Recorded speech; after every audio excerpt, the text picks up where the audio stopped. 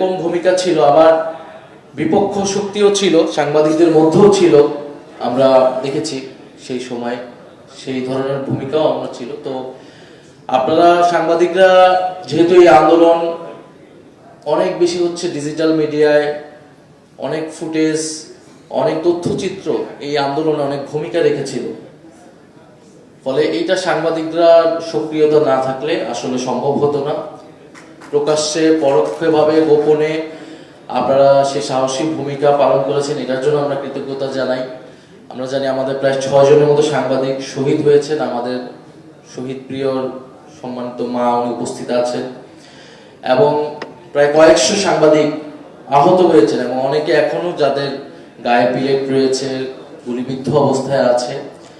আমরা অনেকের সাথে দেখা করেছি, সাক্ষাৎ করেছি। যখন আমি দায়িত্বে ছিলাম তথ্য মন্ত্রণালয়ে, তখন দেখা করেছি, কথা বলেছি। অন্তর্বর্তী সরকারের কথা অনেকে বলেছেন, সেই সময়ের হতাশা সেটা আমাদেরও আছে। অনেক কিছু করা সম্ভব হতো, কিন্তু অনেক কিছু আমাদেরকে করতে দেওয়া হয় নাই। এবং আপনাদের সকল সমালোচনাকে আমি সাদরে গ্রহণ করি। তারপরেও বলবো যে আমি কিন্তু মাত্র 7 মাস সময় ছিলাম, এবং এই 7টা মাস কোনো স্বাভাবিক 7 মাস না। আপনি এই সরকারের 6 মাস আপনারা জিজ্ঞেস করেন তথ্যমন্ত্রীকে তিনি কি করেছেন। তো সেই সময় 7 মাস, এই সময় আসলে পুরো দেশকে স্ট্যাবিলাইজ করতে আমাদের সকল এনার্জি, সকল শক্তি দেওয়া হচ্ছিল। তো তারপরে আমি মনে করি যে সেই সময় আমাদের আসলে সুযোগ ছিল। তথ্য গণমাধ্যম সংস্কার কমিশন হয়েছে। গণমাধ্যম সংস্কার কমিশনের সরকার যখন আসলে গণভোটের বা গুরুত্বপূর্ণ কমিশন যেগুলো ছিল, ঐক্যমত কমিশনের, সেগুলোই বাস্তবায়ন করে নাই।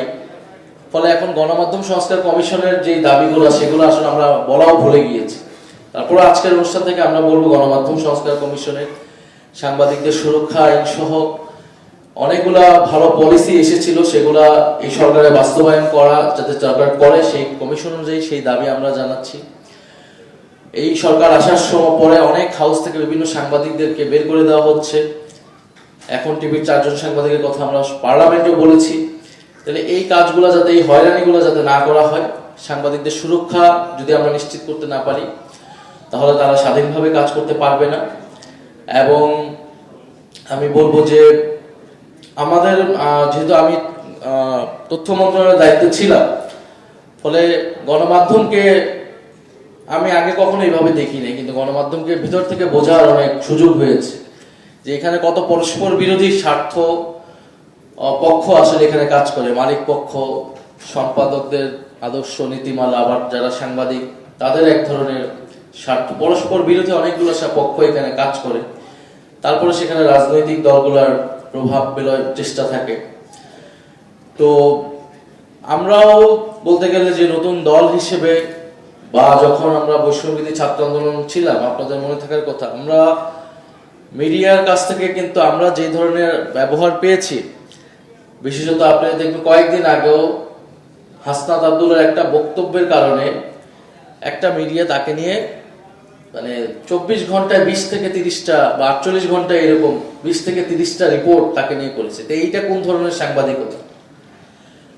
আপনার হাউসের মালিকের বিরুদ্ধে সে দুর্নীতি করতে পারে, তার অনেক অভিযোগ থাকতে পারে, সে একজন যদি কর্পোরেট হাউসে, তার বিরুদ্ধে যদি আমরা কথা বলি, তাহলে সেটা কি আপনি এইভাবে, এটা কোন সাংবাদিকতা কিনা? কিংবা বিভিন্ন রিপোর্ট হয়েছে আমাদের নামে, এবং ছাত্র নেতৃত্বদেরকে ক্যারেক্টার অ্যাসাসিনেশন করা, তাদের চরিত্র হনন করা, যেহেতু ছাত্ররাই লেজিটিমেসি ছিল সেই সময়, তখন ছাত্রদেরকে দুর্নীতিবাজ প্রমাণ করা, হেন চেষ্টা নেই যে করা হয় না। বিভিন্ন সাংবাদিক মিডিয়ায় কিন্তু এটা করা হয়েছে। তো আমরা আশা করব যে বাংলাদেশের গণমাধ্যম স্বাধীনভাবে কাজ করবে, মুক্তভাবে কাজ করবে। বাংলাদেশে এখন একটা মুক্ত পরিবেশ আছে, এটা আমি মনে করি এটা আপাতকালীন। এটা কতদিন থাকবে এটা কিন্তু আমরা কেউ জানি না। এবং ধীরে ধীরে আমরা দেখতে পাচ্ছি যে গণতন্ত্র কিন্তু সংকুচিত হয়ে আসছে, কথা বলার জায়গা সংকুচিত হয়ে আসছে।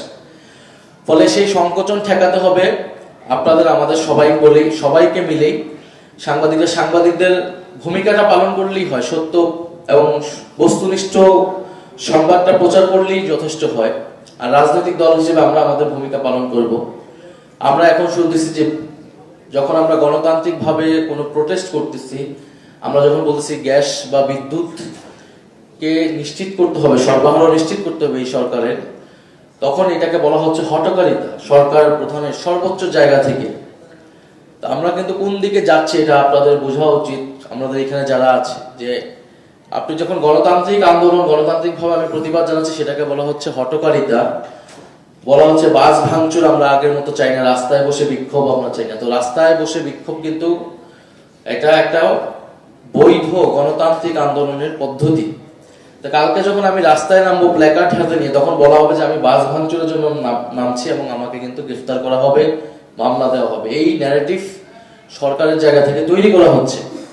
ফলে বিরোধী দল সংসদে কথা বলবে, সংসদের বাইরেও তারা কথা বলবে। এটাই গণতান্ত্রিক একটা রাষ্ট্রের চরিত্র, গণতান্ত্রিক আন্দোলনের চরিত্র। গণতান্ত্রিকভাবে অহিংসভাবে আমি আমার যে কোনো কথা প্রকাশ করতে পারি। ফলে সেই জায়গায় আমার কাছে মনে হচ্ছে যে গণতন্ত্র সংকুচিত হয়ে আসছে। তো সেই জায়গায় সাংবাদিকদের কাছ থেকে, বাংলাদেশের গণমাধ্যমের কাছ থেকে আমরা সেই নিরপেক্ষ ভূমিকা চাই।